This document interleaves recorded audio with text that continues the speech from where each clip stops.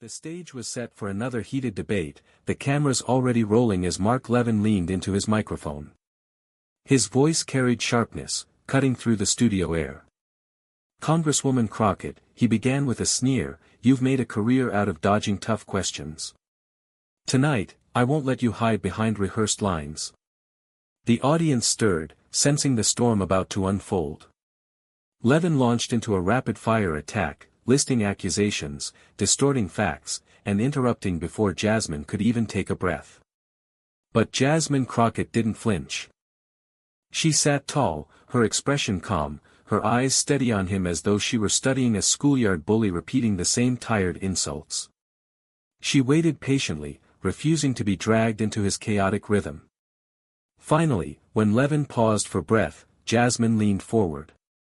Her tone was measured, but her words struck like lightning.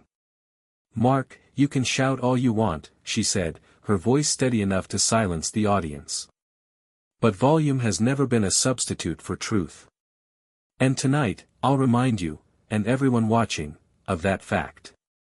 The crowd erupted, sensing that Levin's relentless attacks had just met their wall of resistance. Levin clenched his jaw, clearly irritated that his barrage hadn't rattled her. He quickly tried again, waving his papers dramatically. "You've dodged accountability every step of the way, Congresswoman. You think slick soundbites can cover up your failures, but the American people aren't fooled." Jasmine tilted her head slightly, her lips curving into the faintest smile. She didn't raise her voice, instead, she let the silence after his outburst linger, forcing every eye in the room to remain on her. "Mark," she began calmly, "the difference between you and me is simple. You perform for soundbites. I work for solutions. You shout, I legislate. And the American people, who you claim to speak for, are tired of the noise." A murmur spread through the audience. Even the moderator looked taken aback by her poise. Levin tried to jump back in, but Jasmine raised her hand gently, signaling that she wasn't finished. "You attack me again and again, but all you prove is how desperate you are to be heard. Meanwhile, I'll keep proving my worth by what I deliver, facts, results, and accountability. Something you can't interrupt." The audience broke into applause, and Levin's face flushed with frustration. For the first time that evening, it was clear he had lost control of the room. Levin's voice rose again, almost trembling with anger. "Don't you dare lecture me on accountability. You're nothing but a puppet for your party, reading off their script and pretending you're independent." The words hung in the air, harsh and accusatory. But Jasmine remained composed, her hands folded neatly on the desk. She leaned slightly toward him, her tone cutting yet calm. "Mark, if I were reading a script, I'd sound as rehearsed as you do. But unlike you, I don't need someone else's words. I live this reality. I fight these battles every single day for the people who elected me." Gasps rippled through the studio. Jasmine's response didn't just defend her, it flipped his insult back at him with surgical precision. Levin fumbled with his papers, trying to regain footing. You think you can just twist this around," he sputtered. Jasmine gave him a pointed look. "I don't need to twist anything. The truth does the work for me. And judging by your reaction, the truth is hitting harder than you expected." The audience erupted in laughter and applause, some even standing. Levin shifted uncomfortably in his chair, his usual bravado slipping as Jasmine's calm dismantling exposed his frustration. Levin's face tightened, and he jabbed his finger toward Jasmine as if trying to reassert control. "You're dodging, Crockett. Every time I press you, you dance around the question. That's politics at its worst." Jasmine slowly turned her chair toward him, her composure unshaken. Her voice remained steady, almost surgical. "Mark, what you call dodging, the rest of us call staying focused. You throw accusations, but you never provide facts. You want a spectacle, I want solutions. That's the difference." The moderator, who had been quietly observing, finally interjected. "Congresswoman, could you give an example of what you mean by solutions?" Jasmine nodded, seizing the opportunity. Absolutely. When families in my district couldn't access basic healthcare, I didn't waste time shouting at cameras. I pushed legislation that got funding directly into clinics. When small businesses were struggling, I worked to expand grant programs. That's not politics, that's results. The crowd broke into thunderous applause, while Levin sat back, visibly annoyed that she had turned the question into an opportunity to showcase her record. She glanced at him once more, her expression almost sympathetic. Mark, you keep attacking me, but every time you do, you remind the public why shouting never beats substance. The camera caught Levin's scowl, while Jasmine's calm confidence lit up the screen. Levin shuffled the papers in his hand, clearly rattled. His voice cracked slightly as he tried to regain ground. You talk about results, but your record is weak. The only thing you're good at is grandstanding for attention. Jasmine leaned forward, her eyes locking onto his. If I wanted attention, Mark, I'd raise my voice the way you do. But I don't need to yell for credibility, it's earned through action. Something you've never had to prove. The audience gasped, a few chuckles breaking out in the crowd. Levin clenched his jaw, but Jasmine wasn't finished. You've built a career on outrage. I've built mine on outcomes. That's the difference the public sees, and that's why they trust me to speak for them, not you. The camera cut to the audience, showing people nodding in agreement, some even clapping despite the moderator's attempt to keep order. Levin's frustration deepened as he realized Jasmine had completely reframed the debate. You're twisting this whole thing, he muttered under his breath, but the microphone picked it up, sparking laughter across the studio. Jasmine smiled calmly, her tone almost gentle. No, Mark. I'm just exposing what happens when noise meets reason. The applause grew louder, drowning out Levin's attempts to jump back in. Levin leaned back in his chair, visibly unsettled, but his pride wouldn't let him stop. He slammed his hand on the table, trying to rally his energy. You think you're clever, Crockett, but people see through this act. You're nothing but a talking point machine. Jasmine chuckled softly, shaking her head. The contrast between his anger and her composure was striking. Mark, if you want to talk about machines, let's be honest, you're the one who's been repeating the same script for years. Outrage, insult, exaggeration, repeat. That's not debate, that's recycling. The crowd roared with laughter, and even the moderator struggled to suppress a smile. Levin's face flushed, and he opened his mouth to fire back, but Jasmine leaned in with precision timing. You keep attacking me again and again, but you've yet to land a single fact. Maybe that's why the public keeps tuning you out, because they're tired of echoes. They want answers. The studio erupted in cheers, some audience members rising to their feet. Levin gripped the edge of the table, furious that every attempt to undermine her only made her stronger. Jasmine sat back, calm and collected, her presence dominating the stage without a single raised voice. The camera zoomed in on her steady expression, contrasting perfectly with Levin's exasperation. Levin's voice cracked as he tried one more desperate swing. You're painting yourself as some kind of hero, but the truth is you've failed your constituents. They don't need your speeches, they need real leadership. Jasmine raised an eyebrow, the calmness in her eyes sharper than any retort. And yet, Mark, while you're busy performing outrage on television, I'm the one actually writing laws, passing bills, and securing resources for my district. That's leadership. The moderator glanced toward Levin, waiting for him to counter, but he froze. For the first time, he seemed short of words. Jasmine seized the silence, her voice growing stronger as the audience leaned in. You keep calling me weak, but look at what's happening here tonight. You've attacked me over and over, and every time you do, I stand taller. That's not weakness, that's resilience. And it's something your brand of politics can't match. The audience exploded into applause, chants even starting to ripple through the studio. Levin shifted uncomfortably in his chair, his eyes darting toward the cameras, realizing millions of viewers were watching his unraveling live. Jasmine folded her hands, her tone steady and final. "You tried to tear me down, Mark. Instead, you just showed the country why your noise no longer works." The camera cut to Levin, whose forced smile couldn't hide the defeat in his eyes. Levin's hands trembled slightly as he tried to steady his papers, his voice rising in frustration. "You're twisting reality, Crockett. You're not answering to the people, you're just selling your own image.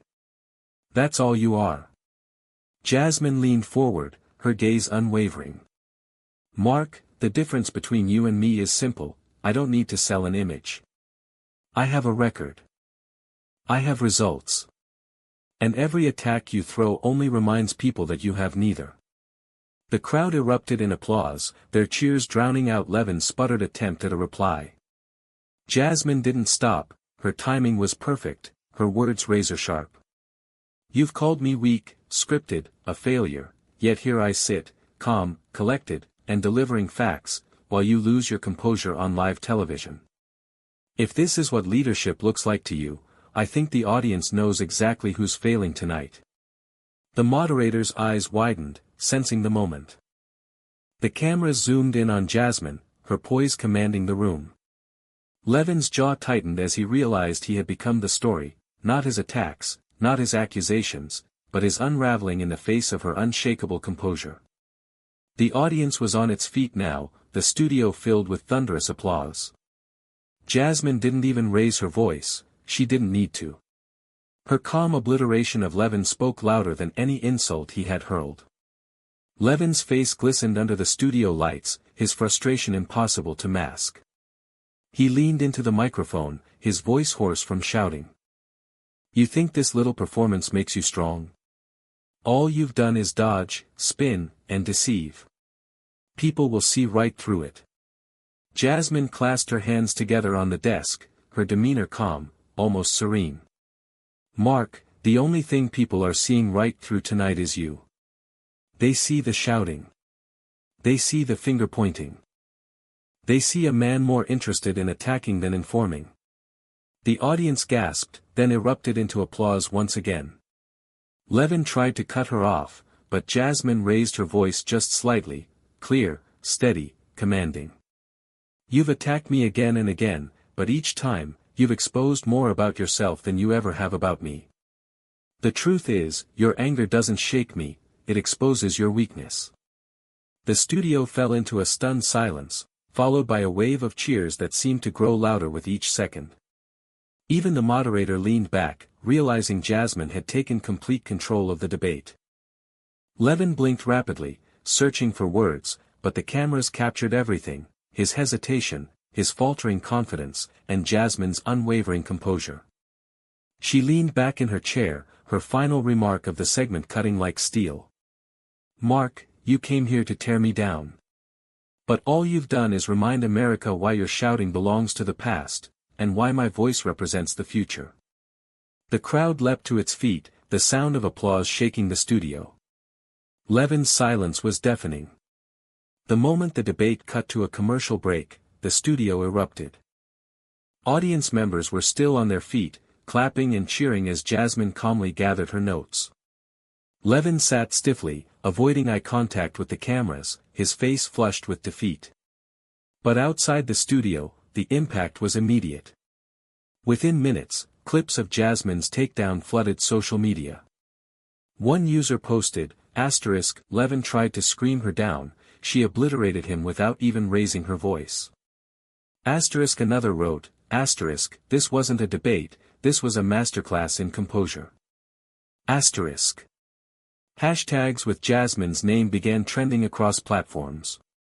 Viewers replayed the moment where she calmly declared, "Your shouting belongs to the past, my voice represents the future." That line alone was shared thousands of times, quickly becoming the signature highlight of the night. News outlets scrambled to cover the exchange, with headlines reading, "Crockett leaves Levin speechless on live TV," and "Mark Levin outmatched in fiery debate."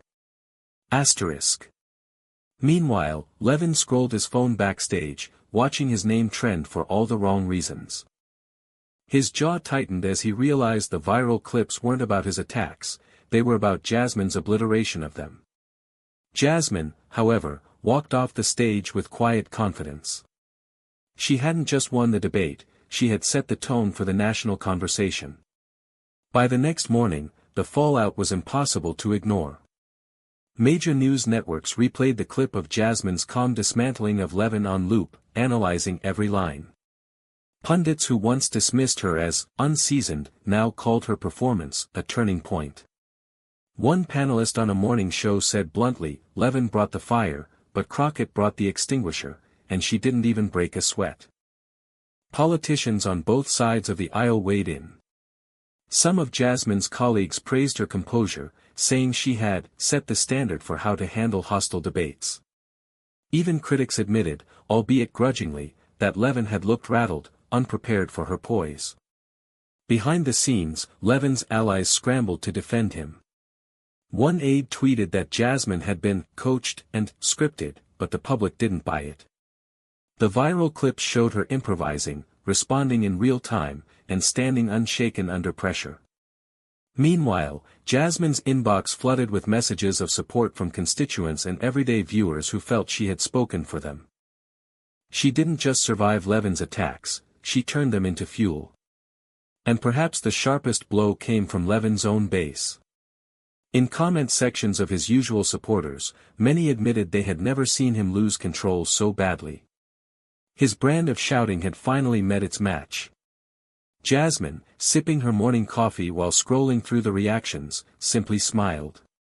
She knew this wasn't just a debate victory, it was a national moment. Levin wasted no time trying to reclaim the narrative. By midday, he was back on the airwaves, his voice booming with indignation. "Don't be fooled by that performance last night," he barked. Crockett was playing a role, reading lines, and the media is falling for it. But the problem was clear, clips of the debate didn't show Jasmine reading from notes or struggling for words. They showed her cool, unflinching, and razor-sharp, while Levin shouted himself into frustration. Viewers noticed the contrast immediately. Callers phoned into his show, some supportive, others blunt. One caller said, "Mark, I've listened to you for years, but last night, you looked out of control. She didn't beat you with volume, she beat you with composure." The remark caught Levin off guard, and he cut the caller off mid-sentence. But by then, the clip had already circulated online, further fueling the perception that he was spiraling. Meanwhile, Jasmine stayed silent. No press tour, no fiery responses, just quiet confidence. Her silence was strategic, allowing the viral clips to keep speaking for themselves. The contrast couldn't have been starker, Levin, scrambling to explain away his meltdown, while Jasmine appeared untouchable, letting the public crown her the winner. It was clear, every attempt Levin made to control the damage only deepened the hole he had dug for himself. For 2 full days, Jasmine let the storm rage on without a single public comment. The silence only amplified the debate clip's reach, as commentators and citizens alike praised her restraint. But when she finally did speak, it was with perfect timing. Standing before a group of reporters outside the Capitol, Jasmine addressed the viral moment with her trademark calm. "I didn't go into that debate to win a shouting match," she said evenly. "I went in to stand on facts, on results, and on the trust my constituents place in me. If that rattled my opponent, that's on him, not me." The reporters scrambled to capture every word. She didn't gloat, didn't insult, didn't mock Levin, she simply framed herself as steady, grounded, and focused on her work. One journalist asked if she had any message for Levin after his continued attacks. Jasmine smiled faintly, her tone sharp yet graceful. "My message to Mr. Levin is simple, if he wants to keep yelling, that's his choice. I'll keep working. And in the end, people can decide which one actually delivers." The clip of that statement spread almost as fast as the original debate. Her calm dismissal of Levin's bluster contrasted perfectly with his frantic attempts at damage control. By evening, commentators were calling it the final nail. Levin's outrage had been completely eclipsed by Jasmine's unshakable composure and subtle confidence. By the end of the week, the verdict was undeniable. Mark Levin, once known for controlling debates with sheer volume, had been outclassed, live and in front of millions. His credibility took a visible hit. Editorials described his performance as a meltdown, while late-night hosts replayed clips of him shouting as punchlines to their jokes. Meanwhile, Jasmine Crockett's star only rose higher. Her calm, unshakable demeanor became the benchmark for how to dismantle political attacks without ever raising a voice.